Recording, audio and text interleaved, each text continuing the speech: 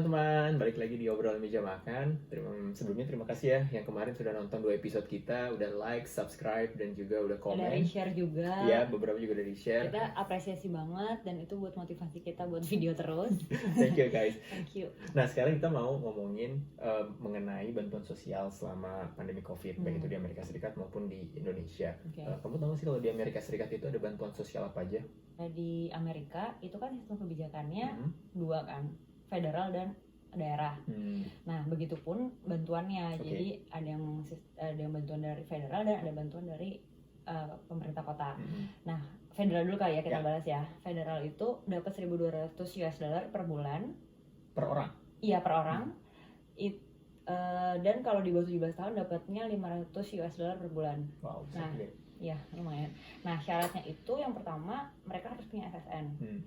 SSN tuh apa sih? SSN tuh yang kayak NPWP di Indonesia gitu loh. Punya SSN juga belum tentu dapat karena harus lapor pajak 2 tahun terakhir. Jadi dari 2018-2019 dia baru dapat. Nah, yang ketiga itu dia harus penghasilannya di bawah $75.000 per tahun. Dan untuk keluarga penghasilannya itu totalnya $150.000 per tahun. Di bawah $150. Yes. Nah, itu baru bisa dapet tuh. Nah, itu sebenarnya kalau menurut aku lumayan tinggi ya. Iya ya. Kita aja setengahnya nggak nyampe kayaknya. Jadi nggak cuma masyarakat miskin atau berpenghasilan rendah aja ya yang bisa dapat stimulus cek dari Donald Trump itu. Jadi yang tadi itu. Nah, terus kalau anak-anak yang tadi yang di bawah 17 tahun juga tetap dapat. Kenapa mereka dapat? Karena mereka lahir di sini dan langsung dapat SSN kan. Kalau kita sendiri di kota Seattle, kita dapat apa aja ya? Nah, kalau kita kebetulan kita dapat $400 per bulan untuk voucher grocery. Jadi kayaknya pemerintah kota kerjasama sama salah satu supermarket yang ada di Seattle. Itu kita dapet tuh 400 tuh boleh belanja apa aja terserah kebutuhan pokok. Kayak maksudnya nggak cuma makanan aja gitu, maksudku kayak sabun cuci piring, hand sanitizer, kayak segala macam itu bisa. Terus abis itu kecuali lotre, minuman alkohol, rokok, sama gift card itu nggak bisa diuangkan lagi lah istilahnya gitu. Dan itu bisa kita pakai berkali-kali gitu, maksudnya kayak jadi vouchernya itu tuh bentuknya kayak uang gitu, kayak per $20. Gitu. Jadi selama sebulan tuh kita kayak bisa dengan total $400. Yes, exactly, betul. Nah, selain itu baru-baru ini kita juga dapat kayak makanan sudah jadi gitu. Seminggu 3 kali kita dapat di waktu dinner. Itu makanannya variatif banget, menunya juga random sih sebenarnya dari mereka. Kayak kita nggak bisa pilih juga. Jadi kita tuh dikasih misalnya waktu itu pernah Mexican food, Arabian food, atau kayak makanan Timur Tengah kayak gyros gitu, Indian food, terus American food juga. Nah, kita hari ini baru dapat pizza guys. Tara, masih komplit itu. Kelihatan nggak ya? Nah, terus tadi selain pizza kita juga dapat gyros. Jadi kayak menunya tuh banyak gitu loh. Emang buat keluarga gitu. Jadi nggak cuma satu menu aja gitu. Nah, kebetulan sebenarnya sih untung kita punya toddler. Jadi kayak Ilan tuh waktu baru nyampe tuh kita kayak daftarin ke beberapa program dari pemerintah gitulah kan, karena kan emang di sini kan emang concern banget sama kayak ibu hamil, anak kecil kayak gitu-gitu. Nah, mungkin data kita udah masuk jadi kita langsung dapet itu. Dan itu semua itu benar-benar kayak nggak harus daftar lagi, langsung dikirimin lewat mail segala macam. Nggak harus punya SSN, nggak perlu bayar pajak sebelumnya. Enggak. Pokoknya kayak gitu, iya. Kalau di kota-kota lain, kamu tahu nggak? Kalau saudara kita kan ada yang tinggal di Illinois State ya.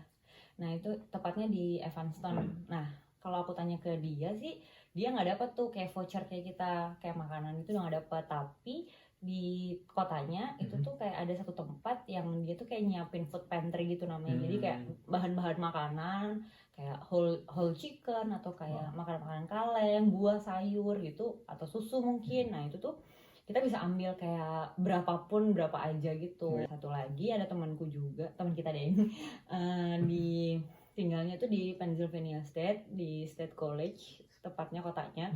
Nah, itu mirip-mirip tuh sama kita. Tapi dia bilang itu bukan dari pemerintah kotanya. Terus dari mana?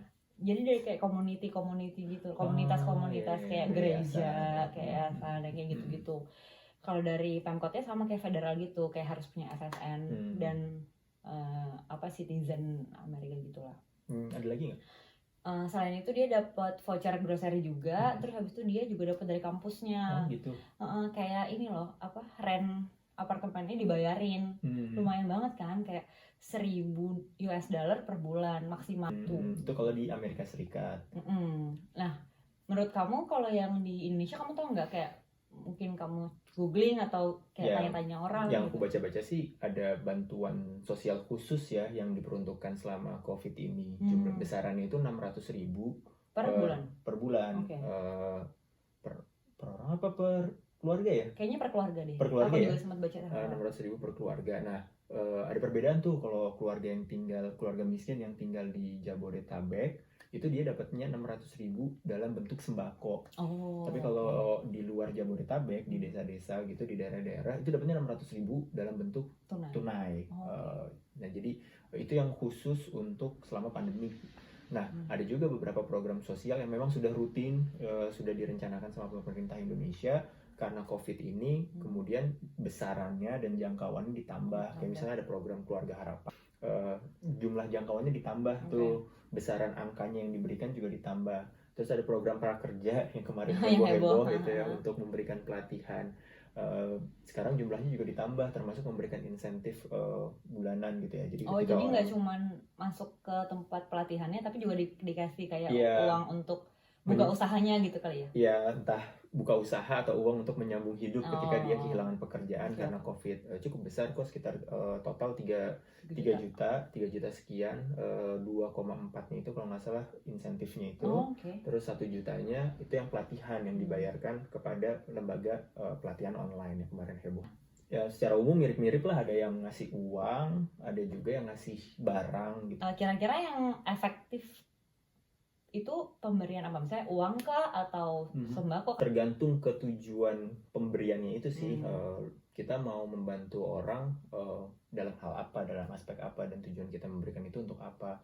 Tapi kalau secara teori mikroekonominya, yang paling efisien, paling efektif ya kasih uang. Karena dengan mengasihkan uang, budget constraint, keterbatasan uang individu untuk membeli barang itu jadi bergeser gitu. Jadi dia punya keleluasaan untuk membeli barang yang dia butuhkan, yang dia anggap penting pada saat itu. Dan ketika orang menggunakan uang tersebut, utilitas atau kebahagiaan atau kepuasannya kan beda-beda gitu. Kita ngabisin uang 50.000 untuk membeli X, mungkin utility-nya nggak setinggi kalau kita membeli Y. Ya, jadi karena kita nggak tahu utility orang-orang, ya ngasih uang itu jauh lebih lebih efektif lah dari sisi individu.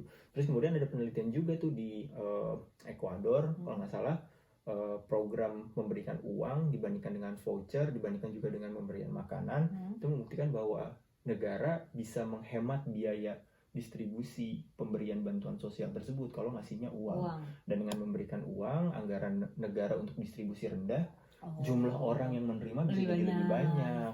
Gitu. Nah, tapi kan aku sih agak kurang setuju ya sebenarnya.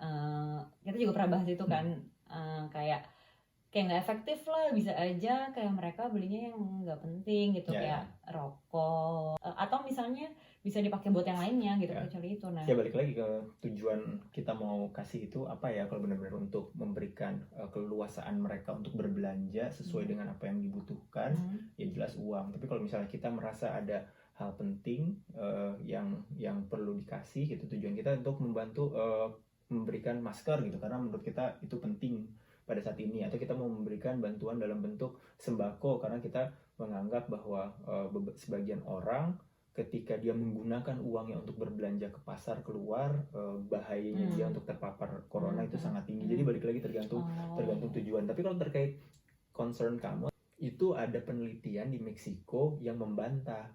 Ada sekelompok orang yang dikasih uang, tapi orang itu nggak membelikan barang-barang yang sesuai kamu khawatirkan itu. Jadi temptation good lah istilahnya ya, barang-barang yang seperti rokok, alkohol dan segala macam. Ternyata uang yang dikasih ke mereka nggak pakai juga untuk, meskipun ada tapi nggak setinggi sebesar yang dikhawatirkan. Atau gitu. Misalnya kayak beli baju gitu kan, sebenarnya kan ya baju kan nggak kayak kemarin tuh yang heboh-heboh.